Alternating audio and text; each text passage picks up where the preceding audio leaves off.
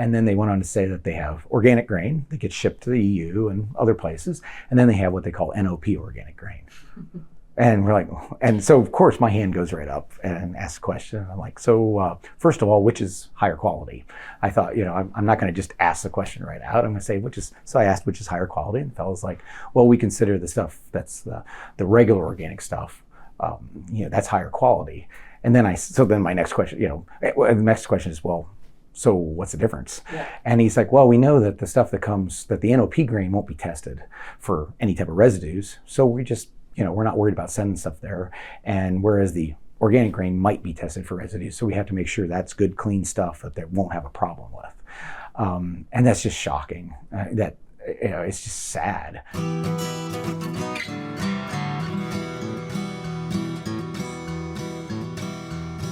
Welcome to the Real Organic Podcast. I'm Lindley Dixon, co-director of the Real Organic Project. We're a grassroots, farmer-led movement with an add-on organic certification label to distinguish organic crops grown in healthy soils and organic livestock raised on well-managed pasture, all without synthetic fertilizers and toxic chemicals. You just heard from Ohio hay and grain farmer Scott Myers. He runs a large-scale organic operation built on crop rotation, cover crops, and soil stewardship.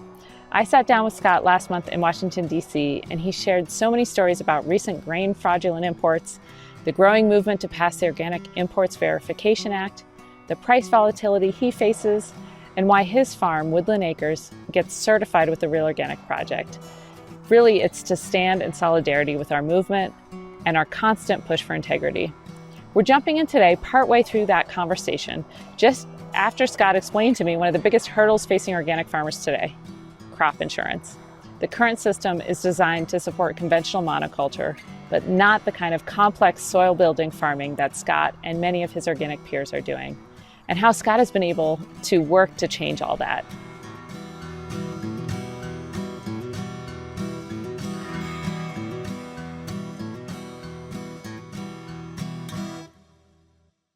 They're going to reward you to stay conventional. They also reward you to stay in crops that are easily insurable.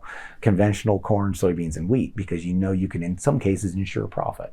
The way those things work, there were many years you could buy 85% coverage, the highest coverage, pay the crop insurance premium, and insure a profit based on crop insurance. You make sure that you made $50 an acre or $75 an acre. You can't do that in organic. And to be honest, crop insurance shouldn't be for that. Crop insurance is so I can operate another year. It's not, when you wreck a car, you buy insurance for your car, and if you get in a car accident, as much as you'd like to get a brand new car out of the deal, they're not going to. If you were driving a 5-year-old car, they're not going to give you a brand new car. They're going to pay you what that car is worth at that point in time. It's the same idea. You shouldn't expect to make a profit with crop insurance. You're expecting to be able to get something to drive, to be able to keep going another year. Yeah. Let's talk about that price volatility. Why is that happening now more than ever? So there's a lot of things on price volatility, in organic. And one of the worst things that ever happened in the last 5 years to organic prices, especially soybeans, but it affects corn too because of crop rotation, is the $40 beans we had. There was that year where multiple things came together. India was importing in the United States, and they basically pulled all the import certificates for Indian soybeans. And so over a week or two's time, it went from getting all these soy imports to none. And at the same time, there was a bankruptcy of a large a buyer in the United States, and those beans were held up in bins. And so it went from $25 a bushel to $40 a bushel. And price shocks like that are terrible for demand, because now all these people, they looked for alternative options, or people went out of business. So then when the price went back down, it had to overcorrect and go lower. So that's part of the reason, supply and demand. That goes back to just simple economics. But then the other thing that has happened, and I mentioned imports there a little bit ago, was there are a lot of, so 75% of the organic soybeans in this country are imported into this country. We do not grow. We only grow 25% of our soybeans.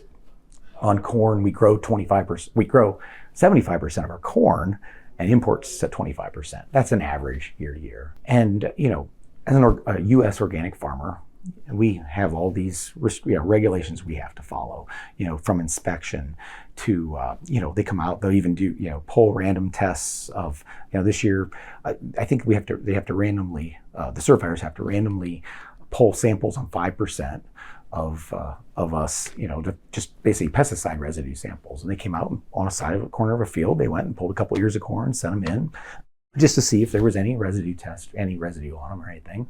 And when we deliver corn, soybeans, stuff to the elevator where we deliver them to, they get tested for GMO content, and in some cases residue from pesticides, pesticide residue. So we get tested like that. And then you have these imports coming in.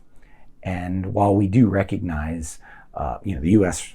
has reciprocal agreements with other countries to recognize their organic programs, they do that, but we don't have any process to test. They're not testing those coming in.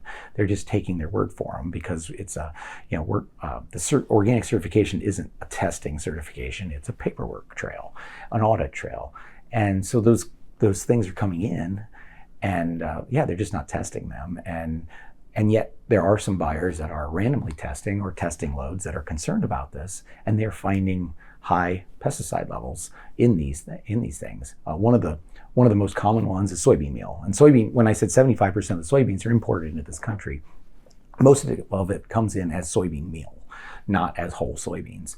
So it comes in as meal.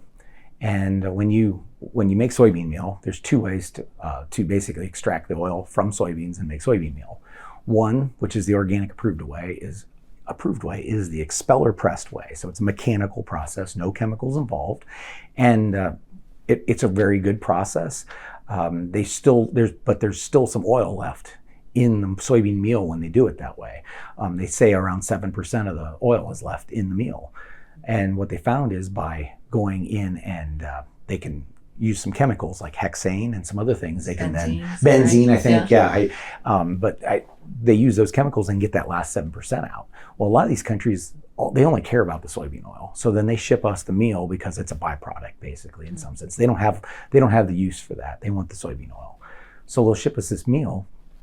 Loaded with this. Right, it's loaded. And it's not, in many cases, they can test for this.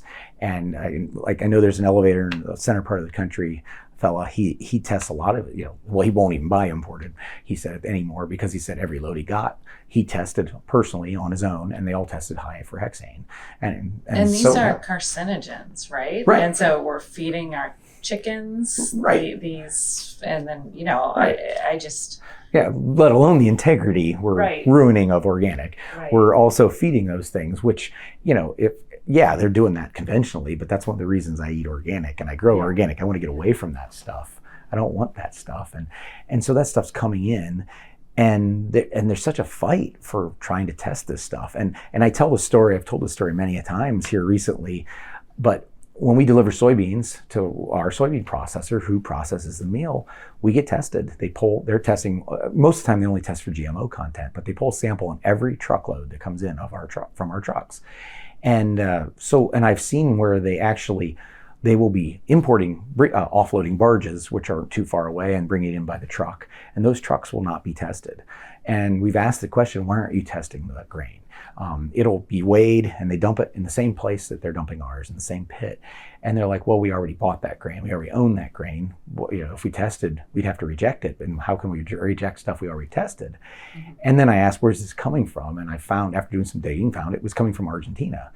And they said, and not to say it would even, who knows if it would test positive for anything? We don't know. But the fact that they're not testing it, it's like, what's the difference here? What's the difference between mine and theirs? Why shouldn't you be testing it the same way? And if it tests positive, it should be, thrown out and let ours, and not, because if mine tested high for GMO content, they would reject it on the spot and not unload it. And wasn't there a story of this is the NOP? Right. Oh, yes. Compliant. This is the EU. Because that was the biggest difference. I just got back from BioFac in Germany, and they test all throughout the supply chain. It's like the EU does it. These add-on certifications do it. The buyers do it. The brokers do it. Nobody wants to be the one responsible for selling or, it's the exchange of fraudulent grain because their own business is at stake. And so I felt so good about the supply chain there. And then here's the story that we get. Right. Yeah. In the U.S., I mean, and through my work with the Organic Farmers Association, being on the policy committee, I went to some different events where they bring in people from different countries to talk about different things. And I was just fortunate to be at this event where they brought in some people that import or export, I should say, from Argentina, export organic grain. And so the question was asked about organic crops and where they export to, and they just happened to make the comment that they have 2 grades of organic grain that they ship out of Argentina. And I was like, what? Yeah, I was sitting with a couple other grain grower friends, organic grain grower friends, and we're all kind of looking at each other like, I've never heard this before. And then they went on to say that they have organic grain that gets shipped to the EU and other places, and then they have what they call NOP organic grain. And we're like, and so of course my hand goes right up and asks a question. And I'm like, so first of all, which is higher quality? I thought, I'm not going to just ask the question right out. I'm going to say, so I asked, which is higher quality? And the fellow's like, well, we consider the stuff that's the regular organic stuff, that's higher quality. And then my next question, the next question is, well, so what's the difference? Yeah. And he's like, well, we know that the stuff that the NOP grain won't be tested for any type of residues. So we just, we're not worried about sending stuff there. And whereas the organic grain might be tested for residues. So we have to make sure that's good, clean stuff that they won't have a problem with. And that's just shocking. It's just sad. Because you are tested. Right. I'm tested. In this country. So right. And these people, and like I said, there's, and I tell this, and I actually told, we were, so, on some of the policy work I do, I make the comment a lot that as a U.S. organic farmer, I'm not afraid of imports. There's nothing wrong with legit imports as long as we're all on the same playing field.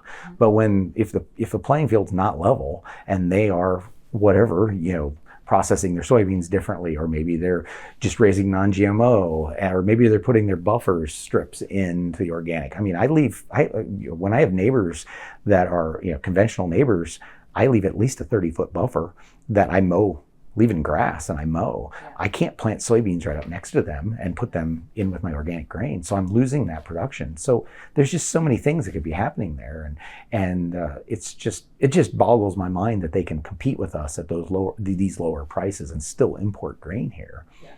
Do you ever have contracts that you get a certain price when you sign a contract, and then I've heard stories of like, well, a ship came in, then all of a sudden the price is different now? I mean, is that volatility happening to you, or do you even get like they won't even buy the grain because they've got a cheaper place? Yeah, so I had a situation a couple of years ago on wheat, and it was part of the reason I started looking at the food grade wheat, because we were doing soft red winter wheat, and it was for food, but it was to a large company that bought soft red winter wheat, and they have mills in Ohio and other states. And I had asked about contracting, but I didn't contract, like sign a contract. Oh yeah, we'll buy your wheat, no problem. And I said, I realize the price might change. I get it. I just didn't want to contract because I hadn't raised wheat for a few years there, and I just wasn't quite sure how many bushels I was going to have. And I said, well, we'll just wait. And they said, yeah, we'll have plenty of room at harvest in July to take your wheat. So harvest rolls around, and we harvested, put it in our bin, and I called them up and I said, hey, I want to bring my wheat. I think I had 10,000 bushels of wheat. I want to bring my wheat. And they said, well, the price at the time when I called them before, the price was like $10 or $11 a bushel. That was back in the fall. Now it was $7.50 a bushel, I believe. And they said, well, we don't have any room for it right now. And that was how the whole process. I'm like, oh, okay, we'll have room in a couple months. I wasn't real happy about it, but I was like, okay, I'll deal with it. So you're going to store it. I'm going to store it. And that's not, that costs us money to store it. So then a few months went by. I called them up. I said, you want my wheat? Oh, I don't know. It's going to be a few more months till we can take it. And I said, well, at least can I sign a contract? At least bring it like end of the year, by December 1st? No. Well, I come to find out that what they were doing was they were getting imported wheat in, and they had got it at a cheaper price, because this wasn't only happening to me. This was happening to other farmers too. And they weren't buying any of our wheat because our wheat was wasn't priced higher, but they could get this other stuff so cheap. They didn't have any room. They were just, they had taken a whole shipload and they were going to use through that before they wanted our wheat. So that, and recently on corn, I know somebody with another large company that they had a written contract for a certain price and a certain delivery time frame. It was in the middle of it was like in January. They were supposed to take, I think, 40,000 bushels of corn from them. And the company said, well, we'll honor our contract, but we don't have any room for your corn right now.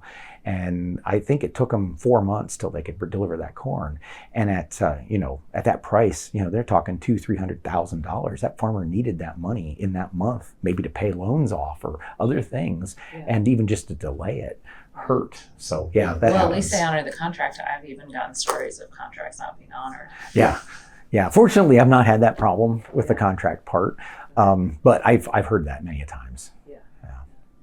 So you're kind of an activist farmer. You're here with OFA. Mm-hmm. What are some of the things that we can do, what we can support to kind of change the system? What have you felt good about over the years here lobbying? Yeah, so, right. I mean, the biggest thing, and I tell everybody, you vote with your dollar. Buy organic food. And most of the people that listen to this probably already do, but still, buy local. Don't, all organic food isn't the same, which we've learned over the years. It's just sad, and I'm kind of an activist even at the grocery store. I'm notorious for going into some of the larger stores, and I've learned about dairy products specifically, that you can look at the codes on them and find out where they're processed, and find out that some of these come from these huge, basically CAFO dairies. And I'm like, and I'll actually stand in there and talk with people and be like, hey, you might be better off. That's your only organic option. But over here is a local, conventional option, but it's a family farmer. Maybe you should support them instead rather than buying from this, that might be better, the local. And they're like, well, but we want to buy organic. I'm like, well, then go tell the grocery you want a local option or a small farm option, and I'll tell them. So I've become an activist even in the grocery store. I like to, I know one of your guests talks about, I've heard the story about putting hydro stickers on produce. I've thought that's a really good idea, but my wife, who's they're not going to label it. I'm going to. Yeah, I know this brand. Yeah. Nicole, my wife, says she won't shop with me if I start doing that. So she's afraid we might. So, but the things I always say: eat organic first, support the local organic farmers first, and then talk to your legislators. Talk to your grocer. Make sure that they know, and then yes, talk to your legislators. They want to know whether that's coming from a consumer eater, or and farmers too. Talk to your local farmers. Tell them. Even conventional farmers. Some conventional farmers are like, I don't want anything to do with organic. And to be totally honest, there was a time in my life I was like that. I was like, I don't want to be organic until I came around. I started doing my research and seeing what I was doing. I wouldn't, like I said at the beginning, my initial transition was because I had farmers asking me to grow organic, and initially it was driven by profit. But now I wouldn't go back. It's not a profit thing. It's a philosophical thing. It's a health thing. I couldn't go back. And I've told that to other people. My father and I talk about it a lot. What happens? We don't know where we're at in ag policy right now. They talk about with Robert F. Kennedy Jr. coming in, will he, conventional farmers all worried he might get rid of glyphosate or chemicals. And I said, great. I could still compete. I don't want to compete. The price will be lower. I won't be able to, profitability won't be as great, but I can still compete on any level with those farmers. So, but no, talk to your legislators, on this imported stuff. That's a big one. That's a tough one. But you need to talk to legislators. We've been working on some testing protocol stuff that we're hoping maybe will get included in this next farm bill. Organic imports verification act. Yes, call in OEFFA, support that. Right? Support. It's the acronym like they do in USDA program is OEFFA, OIVA, Organic Imports Verification Act. So call and support that. And our Organic Farmers Association, we had a petition out, and I imagine we'll have some sort of sign-on once this bill comes out that we can sign on. Everybody can sign on to, and the more support there is, the easier it'll get passed. But that's a big one. But the more people, it's all about consumer demand. We want to raise what people want to eat. And that's something conventional farmers don't think about enough. It's conventional grain farmers. They want people to buy what they raise. They don't think about what people actually want. I want to grow what people want. Well, the USDA is telling them what they should grow by their policies. Yes. And you talked a little bit about how the USDA has created this lack of sharing of information with the conventional agriculture because it's the get bigger, get out policies. Like, it's like am I going to buy my neighbor out, or are they going to buy me out? And so what are some of the things that the USDA has done to kind of like make that culture happen? Yeah, and in fact, just before we sat down to do this, I was reading an article of our current Secretary of Agriculture, Brooke Rollins, who just got confirmed, made a comment at the Commodity Classic here that, she really supports getting rid of all the work that we have done to help support small farmers in USDA programs. And she wanted a level playing field for all size farmers. Well, what that means in USDA speak is a level playing field for large farmers, because small farmers, have always been basically discriminated against, because small farmers, it's harder for them to access some of these programs. It's hard, it's everything, it's more difficult for that. And a lot of large conventional grain farmers, they laugh at that notion. They're like, oh, it's not hard, but they don't realize that, and especially, with some of these job layoffs and stuff at some of the local offices, the less and less local offices are, the harder it gets. And these, like I said, these large farmers, they don't understand how easy they have it. I fall into that organically with the acres we farm. And we talked to 44 landowners, because we rent a lot of our land. We don't own everything. As much as I'd love to own all the land, that would be crazy expensive. I couldn't do that.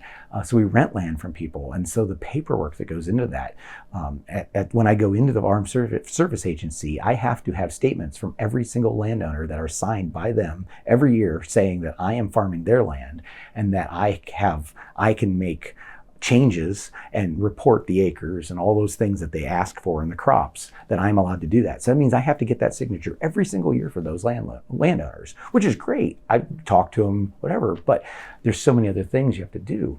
But it's easy because I have 44, I do it all once. A small farmer might have different things. And when they go into a USDA office, a lot of times those offices only understand corn, soybeans, and wheat. You ask them about a specialty crop, some of them get grumpy and they're like, oh, we don't know anything about it, or we're not going to look into it.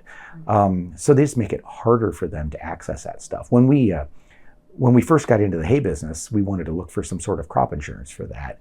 And there was none available back in the 90s, late 90s and early 2000s, except they call it the non-insured program. They call it NAP for short, but basically it's crop insurance for any crop that is not insurable under the RMA programs. And the girls in the office that helped me, fantastic ladies, and I was fortunate. They were very knowledgeable, and they're like, hey, we'll work with you. We want to learn about it too. So we sat down and we figured it out. And I took some steps outside of their office trying to help them figure it out. But it was like, nobody knew. I mean, we had to go to multiple state agencies and clear to the federal level to understand how to even use this insurance. So I can't imagine that wasn't even organic. That was just a specialty crop. I can't imagine somebody with strawberries and leafy greens and all those kind of things trying to go in and access some of this stuff. So it's a huge education gap, and that's one of the things I try to do is educate at any level. I mean, it's great working with OEFFA.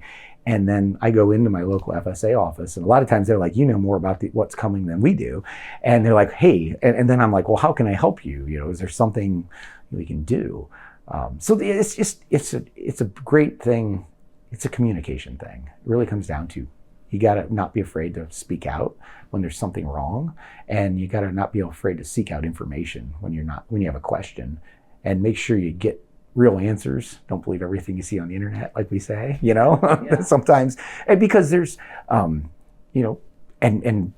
conventional ag is no different than, some of these other things you see on the internet. They're spinning things their way. Some of the things out there right now, and I still get some of these old they're mostly conventional ag publications sent to me for free.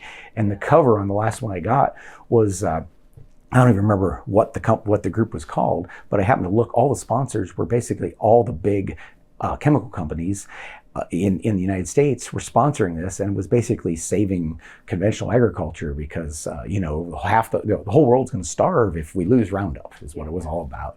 And I'm like, wait a second, guys, do some research. It's and they always like to say, feed the world. We have to feed the world. We got to double our production, and that's not. I used to believe that, but that's not true when you actually look into it. Yeah, and even some of the additional climate smart benefits and things were kind of painful to see happen, like rolling out this kind of no-till story is coming from the chemical industry. And I think it was you that was like, they really need to put the word chemical, no-till in front of those two words, right? Was that you? That was yeah, exactly. Yeah, I mean, because most no-till, and I it just drives me crazy when they talk about regenerative, because organic is regenerative. And I don't see how anything could be regenerative when you use a chemical. Because that just defeats the purpose.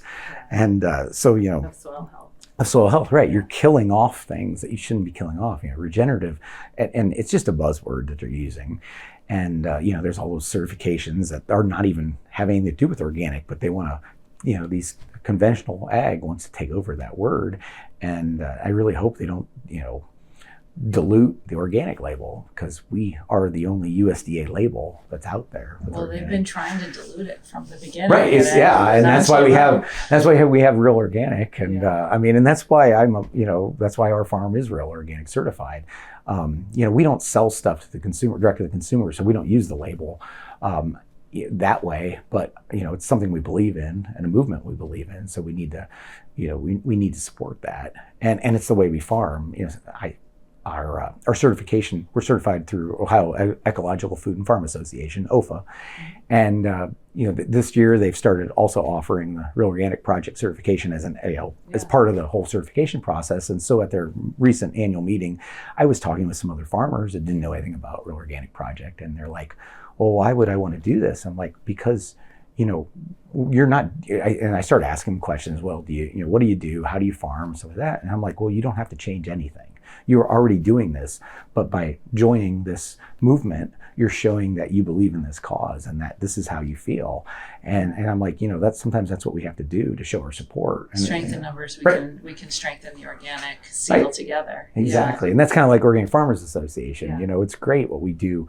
We come to DC here, and as we've done this multiple years and gotten more numbers and gotten to know our legislators, they really enjoy talking about organic, even the ones we think wouldn't. Talk a little bit about the feel right now. It was different this year. What's going on? It was really different. And to be honest, before so yesterday we were on the Hill visiting our legislators, and initially I was a little depressed before we went yesterday, because I thought, boy, nobody's going to want to talk to us, and we've built all this stuff. But once we started talking to them, it was more positive than I expected. Fortunately, my representative, Representative Miller, has here in Ohio. I've built a relationship with his staff. He's been out to our farm, and his ag aide is Karen. She's fantastic, and she really is become a proponent for us for organic. She sees that. She sees the import issues, and she sees how important the organic agriculture is for our area. And so it's really neat to go talk with somebody like that that's friendly to it. And then her next comment was, well, how can we help?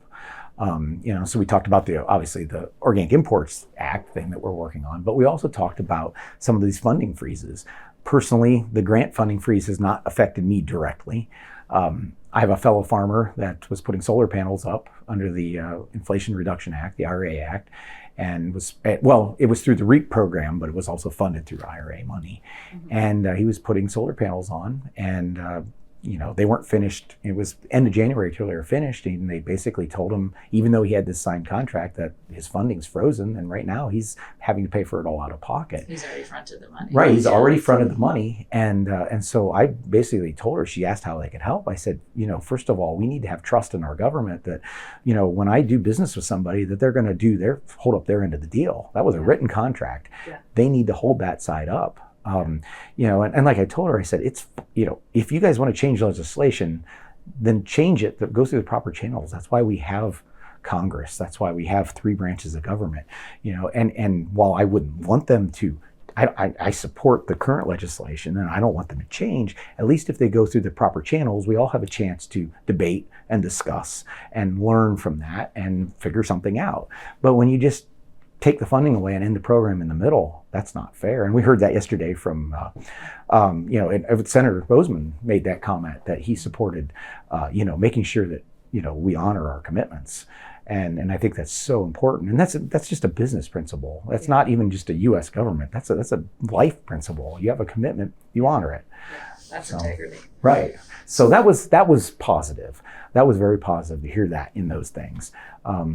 Now, in Ohio, we have 2 new senators, so that's a learning process. And that's the hardest part with organic is a lot of the staffers, and in the case of both of my Ohio senators, neither of them even have an organic or have a ag staffer at this point. Oh wow! So you go in cold and you ask the staffer. When first you're like, what do you know about organic agriculture? And the one we had, one of the fellows yesterday, he was like, he just blank stare. And so finally I asked him, do you eat organic? And he's like, well, yeah, I eat everything organic. I said, perfect. We got a starting point. 85% of people do have organic in their kitchen at some point. Yeah. So that was where we started. But it was like starting at square one. So I want a little bit of hope for like the future, your vision. You sell to Janie's Mill? No, not Janie's Mill. Actually, it's Farmer Ground Flour. Okay. So yeah, Harold and I are good friends, but Farmer Ground Flour up in New York. Okay. It's near Ithaca in New York. Trumansburg, I think, is actually where they're based out of. Tor Oshner runs that one. And Tor and Harold are friends, so that's, yeah. But so we sell all our hard red winter and hard red spring wheat to them. Okay. Most of the grain is grown in New York, but for reasons, a combination, they were growing. So their business was growing for their flour business, and also to spread out their risk, because if they have a bad weather event in New York, they don't have a backup supply. Yeah. So they reached out to us and say, hey, can you start supplying us? And that's been a fantastic relationship for us. Yeah. It's so much fun. We went up to, my wife and I went up 2 weeks ago, or I guess 3 weeks ago now, we went up to Cornell and I spoke at their organic grains conference, and then we spent the weekend with Tor and his wife Rachel and seeing the mill, and it was so cool because they now have their own bakery too, which is called Wide Awake Bakery. And it was the neatest thing to go into the bakery, and first of all, it's always busy. It sells out almost every day. I think they said they bake 700 loaves of sourdough a day, plus all the other stuff. But while we were in there, and I was just standing back watching because I didn't even know what we wanted to buy and just taking it all in. And a lady came in and she asked me, she's like, oh, you're ahead of me to get in line. Well, no, I'm just back here waiting. She's like, oh, you have questions? And I'm like, no, I'm just enjoying watching. And she's like, well, what do you mean? And I said, well, we grow a lot of the wheat for the flour here. And all of a sudden she's like, oh my gosh. And she started thanking me and she started telling everybody else about, hey, this is one of the farmers. And I was just like, it was amazing. It was so cool to see that. So, that's what we need more of. We need to think about the demand all the way through the supply chain, right? The mill, your baker, the customer, the end customer. Who am I forgetting? Distribution. Yeah, distribution, and like in this case of this mill and bakery, and most of their flour doesn't go to their bakery. It goes out retail, all over up and down the East Coast. They sell to a lot of different places, and it just grows. But what's really neat about the mill is one of the mill's philosophies, and for their farmers, is not that the mill is going to become crazy profitable. It's they want to give a whole bunch. I think it's.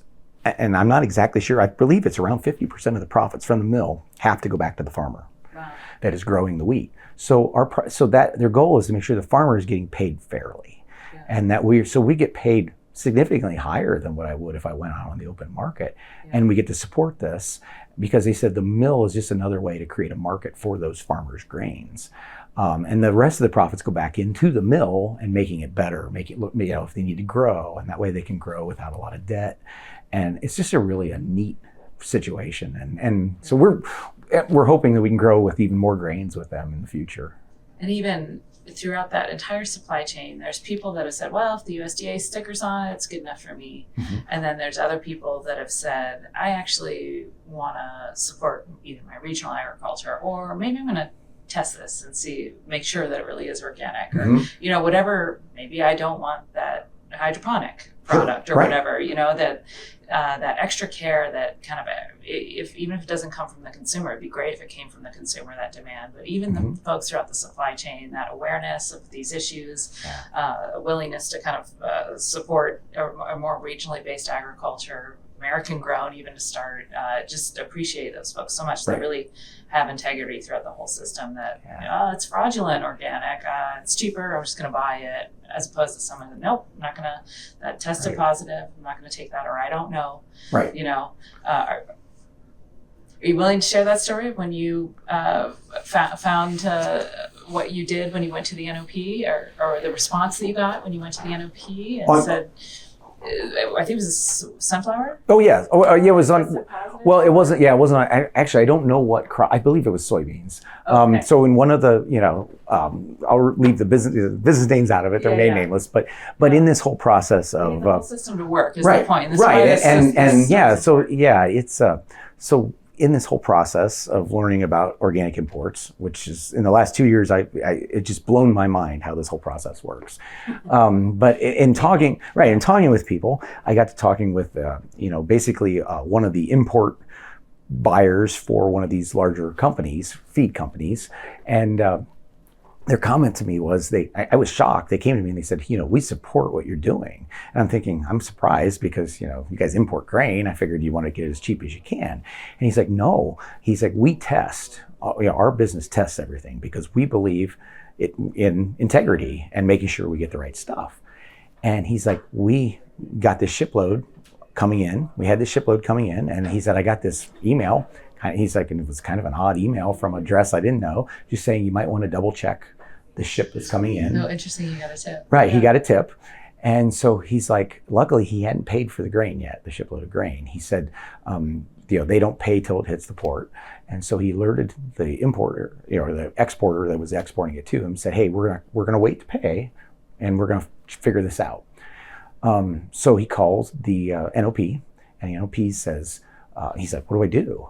It sounds like this stuff's not legit. Is there something you guys can do to help me out? I mean, you're the NOP. I would think you would want to enforce this, make sure I don't want to do something wrong and cause problems. I want to make sure I'm getting legit grain. Yeah. And they're like, well, do you have the proper paperwork? And he's like, oh, yeah, we got the proper paperwork. They're like, well, the choice is up to you then. And he's like, what do you mean? He's like, I think it's fraudulent. I want to test it. Can you help me test it? And they're like, no, that's, if you want to test it, go ahead, but you have the proper paperwork. You're good. You can just go ahead and put it into the supply chain and do whatever you want. He's like, but if you want to test it on your own, then he's like, they're like, go ahead, unload the ship, test it. Cost on you. Right, cost is on you, exactly. So that's what they did. They unloaded it into a warehouse. Luckily, they had that option because it was a large enough company. Tested it for residue, pesticide residue, and a few weeks later, it was at least a week. It came back. It was positive for some sort of residue. And so at that point, they decided, luckily, they also had a non-GMO program, this company did. So they moved it into the non-GMO program. Mm-hmm. And they negotiated, well, I don't know if they negotiated or they told the exporter that we're not paying organic price. So for them, luckily, they didn't take a hit because they were smart enough, they got that tip of an email. Had they not got the tip of the email and still tested it, then they would have had a problem. And this happened a few years ago, and this is what started their process of testing. Mm-hmm. Because they're like, well, if that one tests positive, how do we know? And so they become a lot more careful of what they bring in and testing. And that's just crazy that the NOP, who I thought is in charge of enforcing standard. Right. And that's who would probably enforce something on us, domestic farmers, but they won't enforce it on that situation on an imported product. Yeah. So to me, that just boggles my mind that that's how that all works. And there's actually incentive, if the NOP is not doing it, there's incentive to actually work with the fraudulent grain. It's cheaper. Right, exactly. Right? And we've got all of these organic CAFOs that probably shouldn't be certified organic in the first place that are taking a ton of grain. And if your heart's not in organic, maybe you're not really caring. It's got the right paperwork.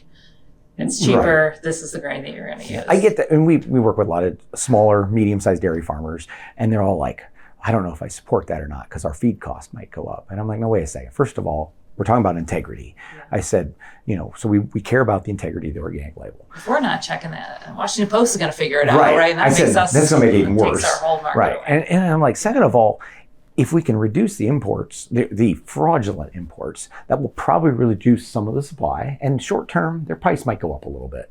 And in long term, though, it's gonna stabilize their supply. Because remember earlier when I talked about those $40 soybeans, that came from, they pulled certificates for all Indian imports. Right. And they jumped. Well, if you're not importing grain, you don't have that chance of a huge fluctuation in supply. You have a more consistent supply. Plus, it gives more markets an incentive. If the price goes up a little bit more for all these conventional farmers that aren't making any money, it'd give them that incentive to maybe at least look into organic production, because we have to remember conventional farms, they want to actually, they're depending on exporting their grain, which is the exact opposite what we're doing in organic. So in their case, we have too much grain that we can't even eat. We're using for fuel, ethanol, or we're exporting it. Yeah, and it's like, because of all those government programs that are incentivizing only growing those things. And so when they talk about tariffs, which we're right in the middle of right now, and those conventional farmers are having a fit about the tariffs. I'm neutral on them. I don't really know how I feel because they don't affect me near as much as a conventional farmer. A conventional farmer that just got 20% tariffs put on them from China, when that's their biggest soybean customer, that's huge. Mm-hmm. So that's why if we can stabilize this organic market more, there's a huge hole of production, grain production needs to be brought back to this country. And that could be raised organically. And that's a great place for these conventional farmers to be, to come over. And I realize not all of them, and in our area, the older generation, some of them, they don't want to change. They're doing the same thing. They're probably close to retirement, but it gives the younger generation a chance to come back and farm. Organic is one of the few bright spots for a young farmer. I mean, a young farmer can still come back to the farm with a few hundred acres in a grain farm and make a living. And where a conventional farm, if you don't farm a couple thousand acres, even then that's hard. If you're only making $25, $50 an acre, you have to farm a lot of acres. And that's terrible that the farmer, who is the person that is feeding us, I mean, everything we hear on the news is about health and feeding everybody and making sure everybody's healthy. And the farmer is the beginning of all that. And yet, in the end, we care the least about them. We basically kick them to the curb. We don't want to make much money. They should be making good money in what they're doing. And I'm not saying, nobody should be crazy rich, but they should at least be getting paid fairly and be able to make a good living and not have to worry about, where they're, in some cases, conventional farmers, some of them are really not very well off. We see that in our schools. They talk about their school lunch programs and stuff and who qualifies, and you see that. It's crazy for a farmer's kids to have low enough income to qualify for that. They should be, so it's yeah. Well, a lot of what you were talking about today too, like we've been static at 1% of the land has been organic, and it just seems like all these policies are kind of allowing imports, fraudulent imports, all these things are just kind of keeping it at 1%. And that's one of the things that sustainable food folks are like, well, maybe organic's not the answer because we've been static at 1% and we can't convince farmers to convert. And what you're telling me is like, this is actually policy that's causing this static growth. I know it's a really complicated picture out there, but do you have anything to kind of say to those folks that are like, well, organic's not the answer because people aren't converting to it. It's too big of a change for folks, and to figure out how to do it. We always talk about. They always like to talk about the average age of a farmer, and it's late 50s, maybe 60 years. I don't even know what it is anymore. I used to know when I was younger, and part of the reason for that is because young farmers aren't coming back to farm. And it's because they can't, they think they can't, because if they're farming in conventional, they're like, well, there's no opportunity for me here. And a lot of those kids never see they aren't exposed to organic and all the other options because they're told by even large universities that are funded by, other outside interests that organic isn't an option. And so they don't see that, they don't consider that. And there's so many ways that, that you have to think outside the box a little bit, but it's very possible. And the whole system seems to be designed against supporting the other. Right, right. I mean, and government programs are designed by conventional ag for conventional ag. It's designed by the large farming, the farm bureaus of the world, the large companies, they're lobbying on behalf of farmers, and yet farmers don't realize they're lobbying for them for what they're lobbying for sometimes. That just drives me crazy. I mean, and there are some great organizations out there, and there's great people in these organizations. I've been a Farm Bureau member for many years, and there's organic farmers in those organizations, but we need more. We talk to organic farmers, hey, what can you do? we need to be in those organizations too. That's how we get change, because if they're truly listening to their farmers like they're supposed to, then the more organic and specialty crop growers are in there, the more they should listen to you. And if they aren't, then you need to call them out on it and be like, hey, I'm not paying for this. We need to do this. Don't be taking money from the chemical companies into these, farm lobby groups, but they're lobbying for the chemical company and not the farmer. And that skews that, because people don't see what we can do. Right, they don't realize it. Yeah. Well, I've had the privilege of getting to know Scott the man. You've got 4 kids. Yes, I do. And one of them's even holding a little baby goat. Yep. Oh, yeah. Do you see him working on the farm someday? Yeah, I hope so. Now? Yeah, they love to help out. Our oldest is 16, and so he's just driving now. We'll be able to drive a truck and tractor and stuff. Actually, all but my 9-year-old, who's the youngest, but they drive skid steers, tractors, help pick up bales and stuff like that. Yeah. They all love the farm. And something that was done for me by my father was I was never forced to come back and farm. It was always said, hey, explore everything. If you want to come back and farm, that's your choice. You need to make sure you want to come back and farm. And in fact, I started actually out as a music major. So I was, and I love music to this day, but I decided, I was going to be a music education. And I was fortunate that I went to Ohio State University, who also had an ag program. So I switched to ag econ shortly thereafter. And then I realized, hey, I want to come home and farm. And it's crazy. In the late 90s, when I was at Ohio State, in ag econ, almost nobody was going back to the farm. In fact, our professors and our advisors thought we were crazy. I think there was 5 of us in my graduating class, and there was just in ag econ, there was 70 ag econ majors, and there was 5 of us. And I remember all the professors were like, "You're crazy." And I said, "If somebody has to come back and farm, there's not going to be an ag department at the school." Yeah. I said, "What's the?" And "Oh, well, you can't make any money farming." And I'm like, "Not if you farm the way we've always been farming. We have to think outside the box." And while I wasn't organic initially, I said we had hay, we tried all these other things. We've always thought outside the box, tried to, we're not afraid to try something new. I've heard, I have a neighbor that had said, made a comment, he's a conventional dairy farmer, smaller, and things haven't been going good for small conventional dairy farmers. He said, something has to change. The market's got to change. Eventually it'll change and get better. And my take on that is, isn't that the definition of insanity, trying to do the same thing and thinking something else is going to change? Maybe he has to change. We got to, if you don't change, you're only falling behind. And I'm not saying you have to always use the newest technology, but you need to be thinking of other ideas, thinking other things you can do. Like I said, I hope my kids come back to the farm, at least a few of them out of 4. And hopefully, and that was one of my goals, is I want to make sure our farm can support 4 children, 4 of my kids, if they all want to come back and farm. I want them all to have the opportunity, but if they don't want it, none of them want to come back, that's their choice. Yeah. So they can all have a spot if they want, because that it would be great. My father, I was fortunate. As soon as I got out of college, my father basically turned the farm over to me. And my grandfather did the same for him. He was in the hog business. My dad, out of college, got into the hog business. And my grandfather said, hey, yeah, you're out of, I'll turn it over to you. He just kind of stepped back and kind of was an advisor. And that's what my dad had done for me. But he wasn't afraid to run with my ideas and help me. And I would do the same for my kids. People are like, how could you give up control? I'm like, no, it's great. And my dad says every day, so this is the best job in the world. I get to come out and do all the fun stuff. You're working on, making phone calls and working on numbers and all this. And he said, I get to go out and run the tractor. Just tell me what to do. I get to go have all the fun. So it's a really neat situation, and family farms. And I know, I say we farm 2,500 acres, and that's a fairly large farm. But I try to explain to people that we have multiple families in that, and I have 4 full-time employees that we are supporting their families as well.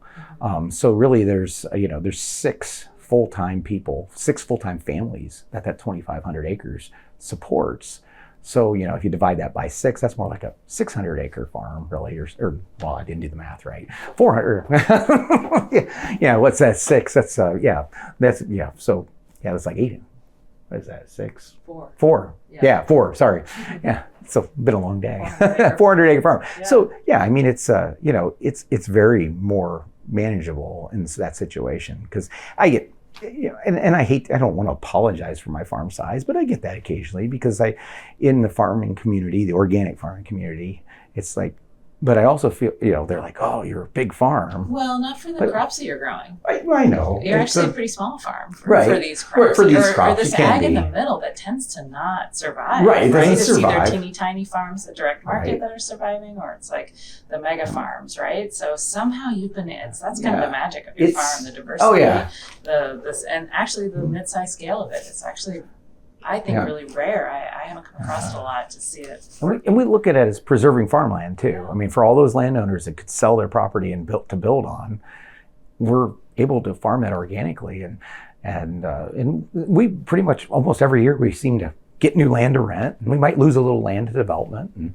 And this year we just picked up another 90 acres from a family that's like, hey, we want you to farm it. We want you to farm it organically, and like what you're doing. And so it's really fun to have landowners come to us and want us to farm their farm. Yeah. It's actually astonishing to me that you can, you must like spreadsheets, because you've got all these tiny little parcels and then this really complex rotation, and you're trying to figure out what to do. And then sometimes you lose and gain these parcels because you're leasing them. I'm kind of blown away by everything you do. Yeah, and we're spread out over about 20 miles too. Right. So a lot of road travel, and then each parcel has different fields, because we don't put every parcel in the same crop, because we're trying to rotate multiple crops, strips, and I think we have 150 fields amongst 25 to 100 acres or something. So it's I wonder how many days it takes for the organic crop inspector to see it all. That's insane. Yeah, usually they and it's always they get a feel for it. Yeah, and every inspector is different. Usually, we figure on a full day for an inspection. Yeah. So that makes it, and they basically, I tell them when they get there, I'm an open book. You tell me what you want to see. You can go to any field. You can go to every field. You can go to any field. You just tell me where you want to go, because, like I said, I have nothing to hide with what we're doing. And so usually they just pick a few random fields and say, I want to go to this field, and this field, and we take them there. Yeah. And we go to that. And then the records have all the history. Right, the history. Yeah, the records and history go with that. Yeah. And so part of that, when I said kind of that vision, and you said local mills that are prioritizing more regional production, what does that look like? What does that change? Have you seen changes in your communities based on either good or bad, like based on ag policies? So it's like the gutting of communities, or do you have hope for organic to kind of bring some of that life back? Yeah, I do. I think organic. So one of the neat things, going to selling to this mill in New York, I can see that community, and that community is way farther ahead of us in organic. Mm-hmm. And because you go there and you go to, it was so neat to just go get lunch at this little shop, and it was neat. The bread came from the bakery that we provide to, and it had local grass-fed organic beef, it had some local cheese that was organic. Everything was on there, and for $8. I think it was $7.50 or $8. I got a really nice burger. I had some, I think there was organic sweet potato chips and a drink. And I'm like, that's a really good value, because you go to McDonald's, you can't buy a combo meal, which is totally unhealthy. Hardly, if you buy a Big Mac meal, it's probably more than $8. And so it's really neat to see that, and as that community changes, it's like the small stores come back, the locally owned stuff comes back, people support it, the whole cycle works. Our area has some of that where we live, and some of that is starting to come back, but we've lost so many farmers. The school that I grew up in, my graduating class, we had tons of farm kids. It was nothing to, call my friends up and we would talk about tractors and stuff like that in school and things. And now, there's no farm kids and there's no ag programs. I mean, there used to be FFA programs in all the schools, and they're gone. We're fortunate we still have 4-H programs. I would love 4-H. Our kids are in 4-H. They show dairy goats. And that's how Nicole and I met. We were camp counselors together in 4-H. So we're fortunate to still have that in our area, but a lot of areas don't. Even have that. So it's too bad. I think we were having a conversation with you about Argentina and the scale of farms. Mm-hmm. And was that with you? And then we were talking about how big, thousands of acres. Oh, yeah. Do you remember that? Yeah, I think, yeah. And Argentina and Brazil, they both have huge, 20, 30,000 acres or more even in some cases. What used to even they just burned down rainforest Right. or whatever biodiversity was there. And at this time when we're here in DC and, they've frozen funds, talks of gutting programs, closing down USDA offices, and people are like, well, we're going to make our government run like a business, right? Mm-hmm. I want to respond and just say, no, the government is here to create the world that we want to live in. And we have choices. We could turn into Brazil. We could turn our Midwest into just 40,000 acre farms. And in a way, we've kind of made those political decisions to do that in conventional ag. And I feel like we're at this really critical point in organic where we could say, okay, we could model what's happening in conventional ag and, get bigger, get out, or we could use our government to say, this is the world that we want to create for organic, or if you want to think bigger, go for it, But that's what our government is for. And okay, so fine, we're pulling the plug right now, but I hope that we can at least use some of that, realizing what we're losing, some of this time and this chaos to just say, well, what do we want our world to look like? And how can I work with my government or even go into my stores and start demanding things? Like, how can we participate and be part of creating the world that we want to live? Because that's the purpose of government. And the organic community did that. Right. We came to the government and said, this is the world we want. Regulate us so that we can protect it. And that's what they're always so shocked when we go into lawmakers and we're like, hey, we want regulated. And they're like, you're like the first people to ever come in and ask for more regulation sometimes. But we're like, that's what we want to create. Right. And we know what, there's a book I read probably 15 years ago. It was called Dirt, the Erosion of Civilizations. I think David Montgomery wrote it. And he studied all the, going way back, thousands of years. And such a scientist reading it. Right. And how, the Middle East used to be one of the, breadbaskets of the world. And because, they basically didn't put anything back. They didn't do, raise things the right way. They lost that. And we're at risk of that in this country.